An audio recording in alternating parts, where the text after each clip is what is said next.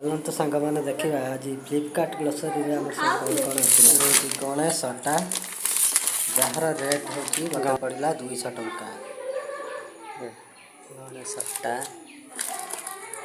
ब्रिटानियार अटा और milk biscuit यार दाम 35 टंका।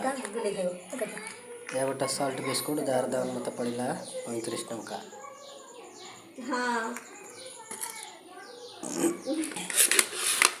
टाटा संपन्नर लॉन्ग किशमिश यार दाम 200 ग्राम को पड़ा 100 टंका। गणेश छतुआ 200 ग्राम को 35 टंका पड़ा। पतंजलि हर्बल सर्फ 65 टंका।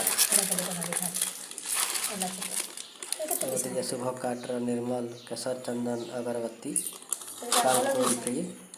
50 टंका।